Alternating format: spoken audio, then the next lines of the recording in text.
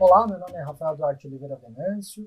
No dia 26 de setembro, um sábado, às 16 horas, eu dei uma oficina de contação de histórias no projeto Canto Educa, do Canto Cidadão, que é criação de personagens em quadrinhos. Foi muito bacana, foi muito legal, e uma das coisas que é interessante é a gente entender o que são esse processo de criação de personagens de quadrinhos, porque uma das coisas que eu sempre penso é que é um exercício de storytelling, um exercício de arte da palavra.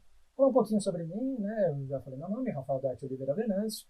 Eu sou escritor, dramaturgo, cartunista, eu pesquiso narrativas e eu desenvolvo mentorias, faço storytelling artístico, né? Na parte de filosofia e na parte de ficção histórica, né? Através do quê? De peças de teatro, de cartoons, de radioteatro, de histórias em romances, e-books de contos, né? Eu tenho um pós-doutorado e um doutorado em meios e processos audiovisuais pela USP, e eu trabalho um pouco nessa intersecção entre filosofia e contação de histórias, entre história e contação de histórias, né, lado ficção e história, e também um pouco sobre psicologia, psicanálise da narrativa, né, o psicodrama e todos esses processos, né, que ajudam a gente a entender um pouco o lugar da narrativa nos nossos erros, né. Eu trabalho com diversos projetos, né, em 2020, né, que é quando teve esta palestra, eu trabalhei um pouco sobre os microcontos de futebol, o capacetinho da HQ e a seleção paulista dos craques de outrora. Microcontos é e-books, o capacetinho são charges e tirinhas de quadrinhos, e a seleção paulista de craques de outrora é um rádio teatro que passa na Rádio USP em agosto, setembro e outubro, às manhãs de domingo. E aí uma das coisas interessantes, né, um pouco o que a oficina estava querendo falar lá. A oficina está trabalhando um pouco os quadrinhos enquanto drama, porque eu vejo storytelling enquanto drama, e não é drama naquela ideia da tragédia, a palavra grega de drama, eu já vou falar sobre isso. Entender um pouco o que é um personagem e pensar nos existenciais desse personagem, usando uma metodologia que eu quero apresentar para vocês de maneira introdutória nesse vídeo, que é um vídeo resumo, que é a história de origem. O que é o quadrinho? Isso é uma coisa que é muito legal. O quadrinho é uma forma visual, com palavras ou não, de contar uma determinada narrativa. É uma briga, é uma arte sequencial, é uma narrativa gráfica. Na verdade, é muito interessante porque nenhum nome equivale a isso. Nós temos esse nome de quadrinhos por causa da forma gráfica que nós mais colocamos, mas não necessariamente é o nome no mundo inteiro. Tem um mangá, tem a banda desenhada em Portugal, que é do francês Bande Dessinée, e tem mesmo o comics, humorístico, né? O comic strip, a faixa humorística.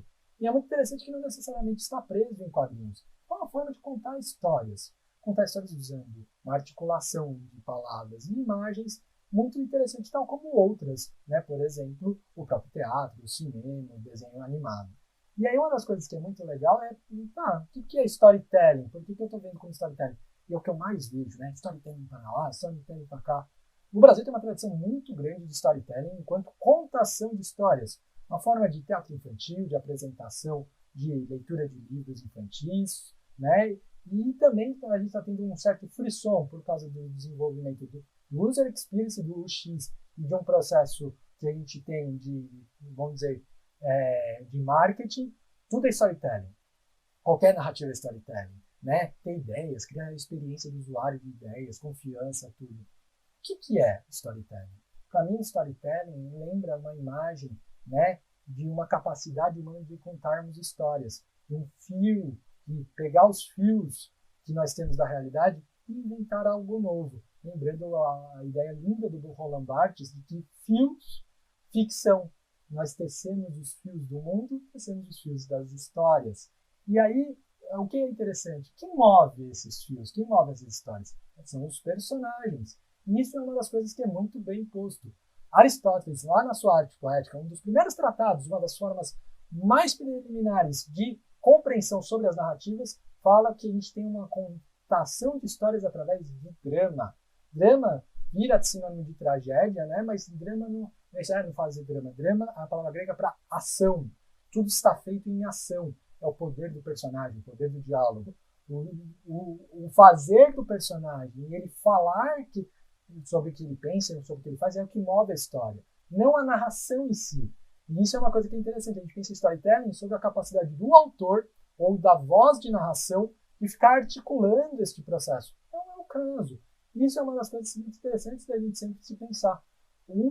A gente tem um problema que muitas vezes esse poderio muito grande dos personagens para você colocar o narrador acaba virando uma dissertação, alguma coisa desse tipo. Então, tomem cuidado sobre isso. Não é a opinião do narrador, não é essa ideia de texto para o Enem ou para o vestibular. Não, contar uma história. E contando histórias com personagens. Tá bom, sejam os personagens. Como que a gente faz esse processo dos personagens? Vocês já pararam para pensar por que nós entendemos as narrativas? Por que elas são inteligíveis? É interessante. Nós somos seres humanos, né, até brinco, homo sapiens narrativos. Não são homo sapiens sapiens, homens que sabem, né? Humanos que sabem. Nós somos humanos que sabem que contamos histórias. Mas o que é interessante? Contamos histórias porque entendemos a história, porque quando alguém está contando uma história para a gente já está fazendo uma imagem mental, imaginando a ação toda essa posta, um cineminha, igual muita gente diz. E é interessante a gente colocar uma das coisas que é bem imposta, até mesmo na capacidade inconsciente nossa, né, lembrando da interpretação de sonhos do Sigmund Freud, publicada há 120 anos atrás, exatamente, né, lá em 1900, até o mesmo sonho, qual a última fase do sonho desse depó, dessa manifestação inconsciente dos depósitos das nossas experiências reprimidas, né, por Freud? É a dramatização. O sonho se apresenta enquanto drama, enquanto ação. E aí o que é uma coisa que é interessante, o Jung, né, que não vê o inconsciente dessa maneira igual o Freud, enquanto um depósito, ele acaba tendo esse processo muito bem posto de falar assim, olha como que a gente vê tudo a psique, a nossa mente, essa produtora de histórias, tudo que ela recebe, também ela produz histórias, é uma realidade imediata apenas. Por isso que o Jung briga com Freud, né? O Freud é o pai da psicanálise, e o Jung desenvolve algo que ele vai chamar de primeiro de psicologia complexa, depois vira psicologia analítica, que tem este processo, né, de tripartite entre a consciência, que é aquilo que se manifesta, são nossas ações, a nossa reação aos sentidos que nós temos, etc. E o inconsciente não é um depósito. A gente tem um inconsciente pessoal, claro, que tem as nossas memórias, as nossas questões, tudo. E o consciente coletivo. São histórias que, de certa forma, a gente é um processo meio que inato, mas são formas, vamos dizer, são os tijolos do inconsciente, são formas básicas que vão sendo herdadas e trabalhadas tanto à exaustão que podem vir dos instintos, saber o que é fome, saber o que é sede, saber o que é sobreviver, saber o que é ter medo, saber o que é amor, mas também um pouco algumas questões mais próprias que há nomes que são dados, que são esses lugares comuns, que são os arquétipos que o próprio Jung estuda com seus nomes específicos, né? E esses arquétipos se manifestam nos nossos sonhos, se manifestam na nossa arte através de símbolos, e isso é algo que é muito interessante. Os arquétipos são essas unidades que eu já falei, do inconsciente coletivo. E elas funcionam sempre enquanto produtoras de símbolos. Então, um personagem ele pode ter uma alma arquetípica e a sua visualidade, a sua forma ser um símbolo. E olha como é interessante, a gente não pode confundir como se todo arquétipo representasse o mesmo signo. Até mesmo nos sonhos, eu sonhei com um gato. Você sonhou com a questão, porque o gato no Egito Antigo era tal coisa, o gato não sei o quê. Você tem um gato em casa? Você sonha com o seu gato, ele é o símbolo. Símbolo do quê? Talvez de que você precise se cuidar mais, talvez que você precise buscar as suas vontades. É outra coisa, é outros signos. Pode ser força, por exemplo, de ânimos ou de ânima, do físico ou do metafísico, né? Daquilo que um conservadorismo vê na lógica do yin yang enquanto masculino e feminino. Aí lembra no próprio yin yang, né? O ânimos tem uma bolinha de ânima, né? O dark tem o seu light também. E a light tem o seu dark, né? Então tem este processo. Então é muito legal que a gente pode brincar com os símbolos e arquétipos, e isso os quadrinhos fazem muito como forma de elaborar histórias cada vez mais interessantes. E a gente vê isso um pouco nas histórias. Claro que o mangá é um grande inspirador para mim. Se você, de certa forma, me ouvir falando, você está entendendo que eu estou falando coisas que a gente vê claramente nos mangás, especialmente no Naruto, ou mesmo no Cavaleiros do Zodíaco. Isso é algo que me parece muito claro e muito óbvio da gente entender. Mas é interessante também pensarmos que, até mesmo nos quadrinhos europeus, né, no Tintin, que ele tem a sua força, o Tintin aquela aula toda civilizada que não dá um soco em ninguém, e ele sempre tem um sidekick que faz a força bruta. Ou o Minu, que é o cachorro que morde, ou o marinheiro, o capitão Haddock. E olha como que o capitão, quando falta sensibilidade para ele, falta um pensamento para superar os vícios, tudo quem ajuda? O Tintin. E tem a própria questão do mouse, que é muito bem posto também do Art Spiegelman, de trabalhar as visões do preconceito, ser visto como um rato, ser visto como um porco, ser visto como um gato, né? E todos os preconceitos para contar a história do Holocausto nazista, né? O Holocausto, o genocídio perpetuado pelos nazistas contra judeus, homoafetivos, ciganos e opositores do regime nazifascista na Alemanha durante a Segunda Guerra, né? No contexto. E aí é interessante a gente vai pensar, a Era de Ouro, né? A Era de Ouro é, claro, Superman, Lanterna Verde, Capitão América, novos tipos de arquétipos surgindo. E a Era de Prata, quando entra a Marvel e entra esse processo, notem como que isso é bem posto, né? Começa você colocar o mítico no mundo cotidiano, né? O Thor. Você começa a ver os problemas, né, do superpoder e ter a questão de como lidar isso de uma maneira cotidiana. Você tem o Homem-Aranha. Ou até mesmo você trabalhar questões da luta, né? A relação do X-Men e a luta, vamos dizer, de afirmação transformativa da questão negra, da questão afro-americana, né? Onde o Malcolm X é o Magneto, um Animus que possui seu lado ânima, e o Martin Luther King é o professor Xavier, o ânima que possui o seu Animus. E isso é uma coisa que é bem posta e bem interessante. A Era de Bronze é o que traz, né? Os anos 70 e 80 traz com tudo, né?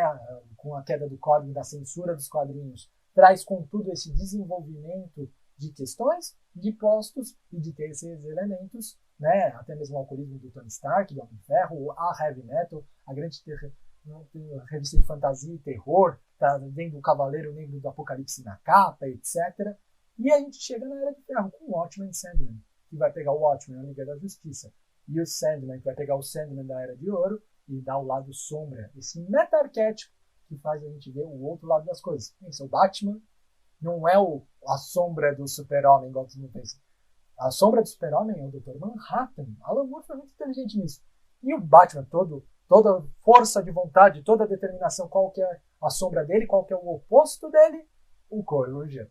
Covarde, pouco cerebral, tudo, mas um grandíssimo covarde que se deixa levar com certos valores. Ele é o oposto do Batman. E a própria questão do Morpheus e o Sandman original é muito imposto. No Brasil é muito legal que a gente tem uma tradição de charge muito grande, a gente traduz muita coisa, mas Turma da Mônica. Olhem o desenvolvimento da Turma da Mônica, de sair das piadinhas e cada vez mais trabalhar com questões profundas e, de certa maneira, trabalhar com questões bem postas sobre o desenvolvimento do puer, né, da pequena infância, dessa questão de ser um eterno jovem, porque na Turma da Mônica ninguém envelhece. E lá tem piadas claramente sobre isso. Há piadas da eterna juventude, que é o arquétipo, né, do Peter Pan, que a gente chama de puer em latim. E aí uma questão que é, como que a gente traz isso? A gente traz isso pensando que toda a história em quadrinhos tem três grandes personagens, três grandes formas. Tem a imagem diegética, o mundo que você constrói, a imagem narrativa, que é essa alma dos personagens, e aí você desenha tudo isso. Então, não é ter só imagem, é você colocar, né, a palavra e a imagem estando bem equilibradas, igual o próprio Dr. Seuss vai falar sobre isso. E aí no meu livro, né, Como Escrever Tirinhas em Quadrinhos, né, que é publicado em 2019, eu tenho várias metodologias. Na metodologia da história de origem, que vai pegar a ficha tradicional de personagem que tem lá nome, idade, gênero, tipo, classe, relações, características físicas, características emocionais. E tem história passada, lugar na história, e fala assim, o mais importante é este último. Este último, que é algo que vem das fichas de RPG, tudo, este último a gente tem que pensar. O que conflui na história que a gente não vai contar? O que move ele?